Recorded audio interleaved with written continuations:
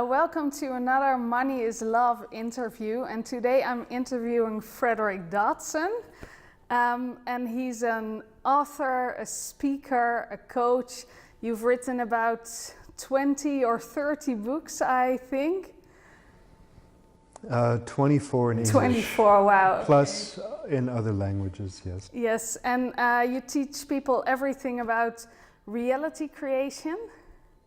I teach ascending levels of consciousness, and I teach reality creation, which is my word for what others call law of attraction. Yeah, exactly.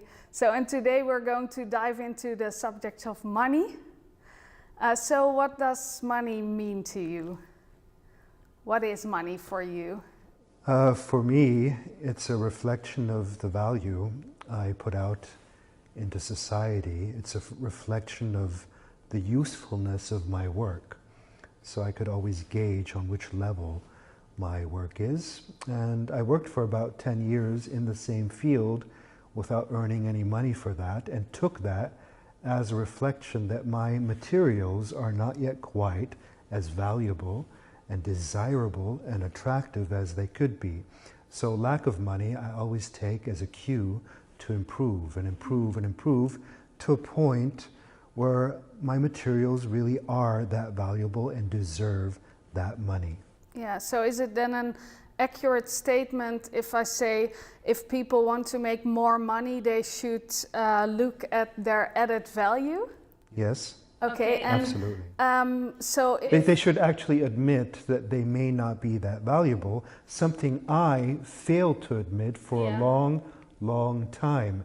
If I'm really that awesome, I always said, then why aren't I rich? Yeah. You see? Yeah, I think it's very difficult for people to look at themselves that way, because maybe they step into the role of criticizing themselves, and that's not the same thing, right? You can look at the value you provide without becoming critical of yourself. Of course, with compassion, not with putting yourself down. Yeah. With compassion. Well, I'm not quite that awesome. Yeah. If I were, I'd be making more money, okay? If I'm really that awesome, I'd be making more. So how can I become even more awesome? Yeah, because, okay, I was saving viewer questions for later, but one is actually about valuing yourself, and she also had a question: if you don't value yourself or you look down on yourself, how do you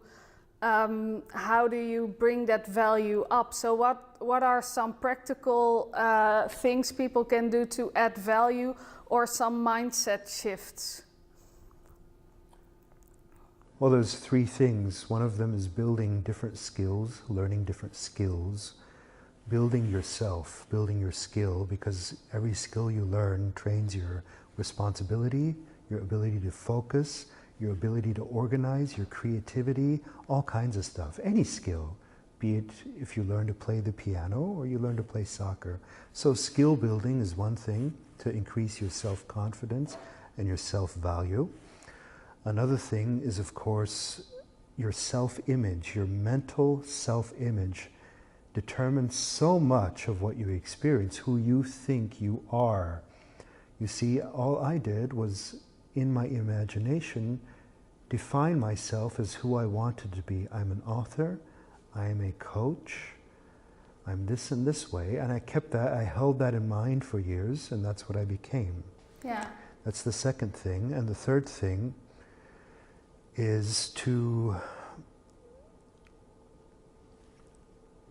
improve your service or product, essentially. It's never-ending improvement. Of course, I can be confident because I've actually, really researched my topic. I really know what I'm talking about, so I can feel self-worth on that topic. It's no problem for me. But if you do not have that experience and you haven't done that work, what you really need is a positive self-image that you would ask, who do I think I am? Who am I? Who do people think I am? Who am I? And you might find thoughts such as, well, I'm a loser. I'm not good enough. I'm just a nobody. And those are the thoughts, the self-image thoughts, that they determine your life. You need to confront those, look at them on paper or mentally, drop them and replace them with something better. I'm a coach, you know, and I'm an author. The special thing about me is that I teach things in a calm and creative and funny manner. So I also want to be, that's how I define myself, a little bit of a comedian. I want to be able to alter my voice. I want to dress in certain ways. The dressing is also part of the self-image identity. It's like you're building your identity. And normally that only happens after decades and decades. You start finding out who you are. But I say to people, it can happen much more quickly. You can already develop a distinct character and identity that goes along with certain words and voice and clothing and all in your 20s or even as a teenager. Yeah. It has everything to do with telling yourself a different story, so to speak. Yes, but a story you can believe in. Yeah. Not some, I'm great, I'm great, I'm great, and you don't believe it. Yeah, exactly. Okay? Something distinct. Yeah. And, okay, so this is your money story now. Has it always been this way, or did you ever had hard times with money growing up or maybe in your 20s? Most of my life was hard times with money. Okay, can you tell me a little bit more about that? What did you think about money, and why did it was that way, and how did you change that? Well, you know, I tried all kinds of things. I did affirmations and journaling and visualization and really hard work and less hard work, and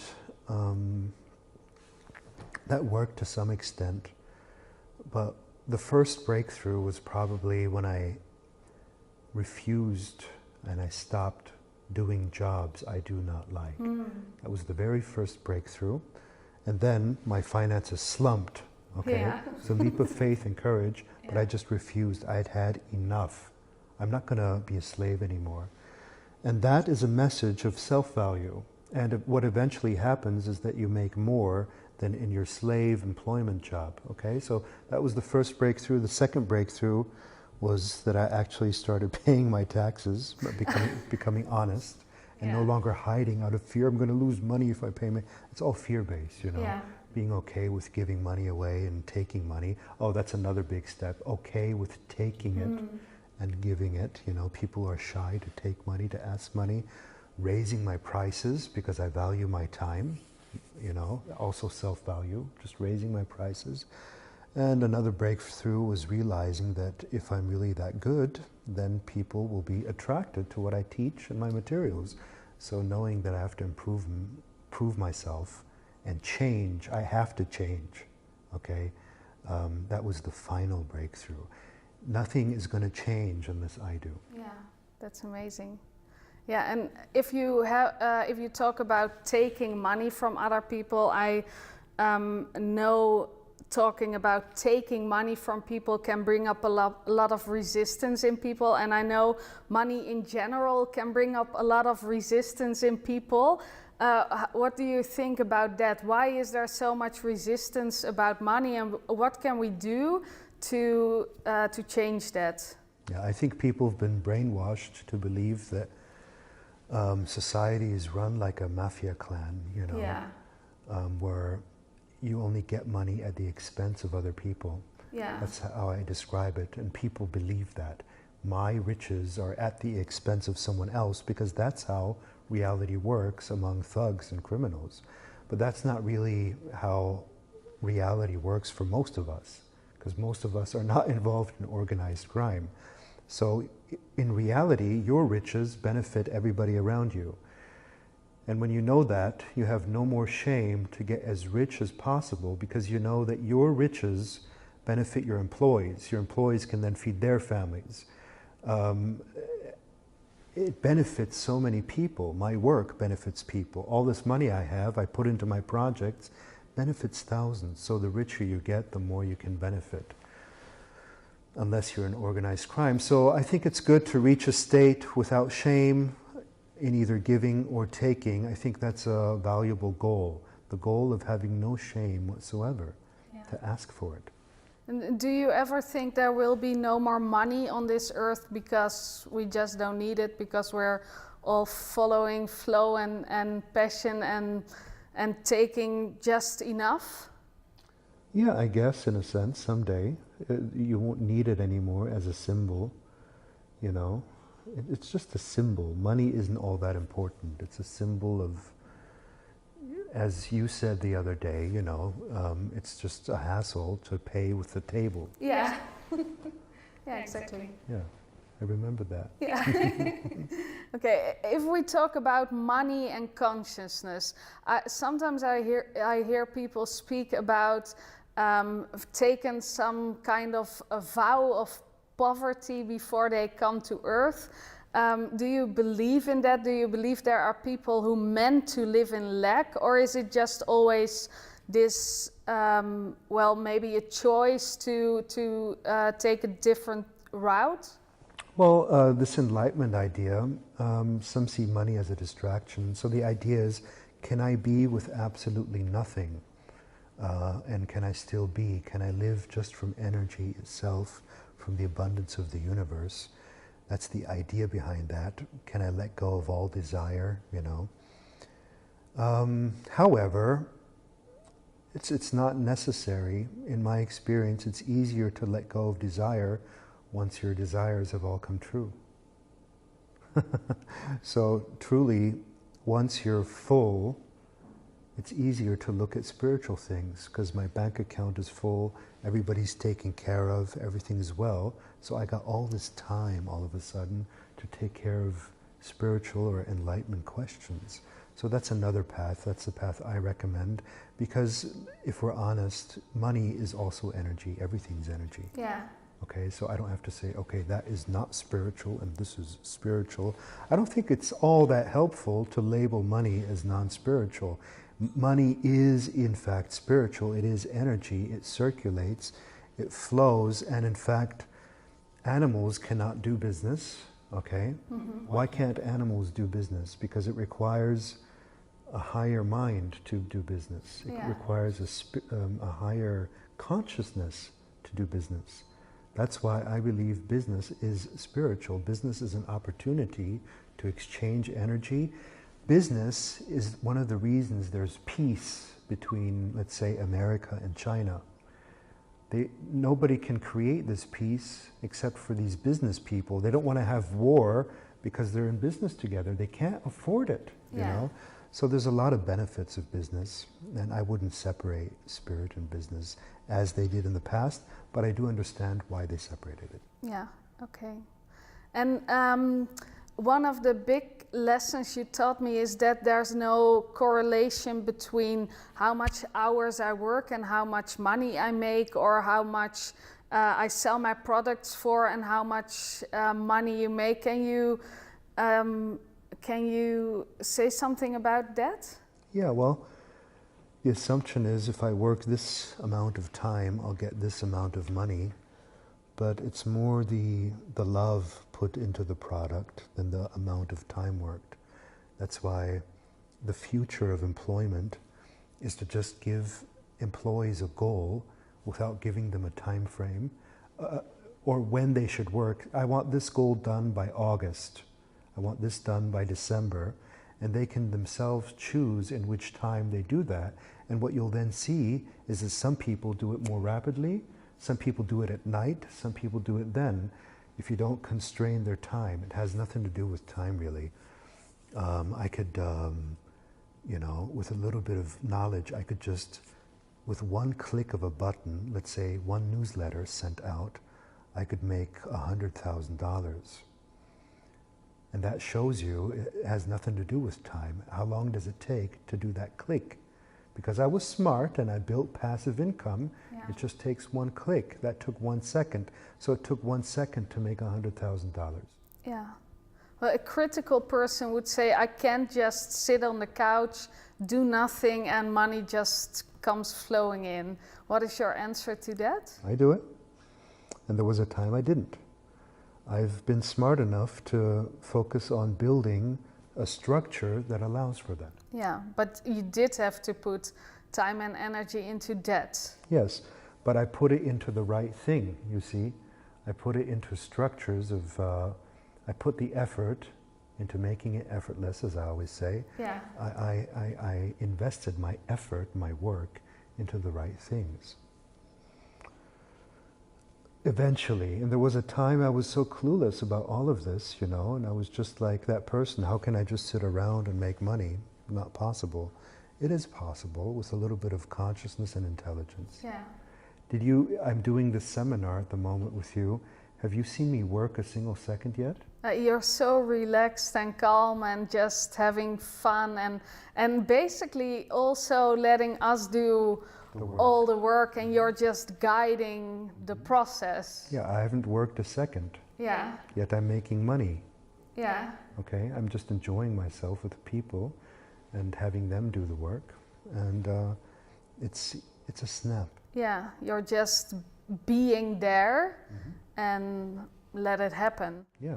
Yeah. It's a snap. There's no effort, and you can see that. There's no effort whatsoever. Yeah. Even at this moment, no effort whatsoever. It's all a joy. Yeah. You know. Cool. Okay, I have some questions people send in before the interview. Okay, what is the number one technique to manifest more money?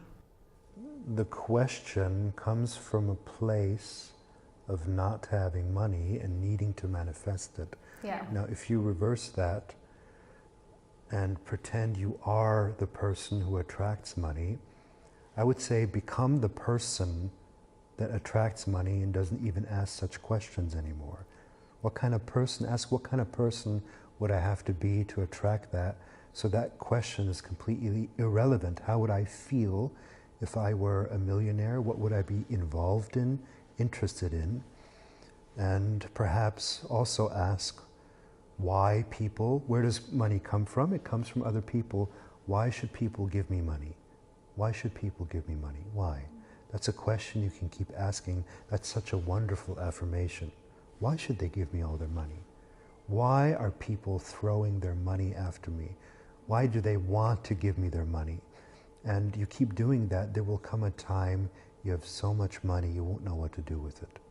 Okay, why should they all give me their money? Why? Cool. And why should people give their money to you? Because there's a lot of confusion and unclarity and ignorance out there in the self-improvement field that I find completely inaccurate. And due to my experience of training with people for 30 years, I believe to have seen certain patterns and can more quickly resolve them, more easily. It's expertise, basically. That's why I think I'm worth that money that I get. I've been into this for 25 years. Those 25 years are such an experience that it makes it simple for me. I see a pattern, I think, oh yeah, that's problem so-and-so, and if I say that to him right now, he's going to feel relief on that. If I say that to her, it'll open something up. And when I get to a point where the effort required, again, to solve something becomes less and less, so one sentence can solve it all. That's the point I'm going to reach. Yeah, and if you can give people one sentence and it shifts something inside of them, that's worth gold. Because most people struggle with problems for weeks or even years. Mm-hmm. And that adds value to their lives. Yes. Cool, yes. okay. Well, actually you already answered this one. If you are experiencing a lot of lack, what are the first steps someone can take to make the change from lack to abundance? Well, lack means you're looking at what you don't have. How about looking at what you do have? We can look at what we can't control. How about looking at what you can control? You can look at what's not there yet, the resources that are not there, or the resources you already have. Just one example, I started writing books, but I didn't have a laptop. And I've heard people tell me, I can't write books, I don't even have a laptop. Well, I didn't have a laptop. All I had was a pencil and a piece of paper. Okay? These are excuses, lack excuses. What I do have is a pencil. I may not have a laptop, but I do have a pencil and a piece of paper. It's the focus on what you already have, the connections, the information, the resources, the skills, the abilities. You already have so much. Your plate is full. You just don't know it. Cool. Thank you very much. I think people got a lot of insights from this interview, and thank you for sharing.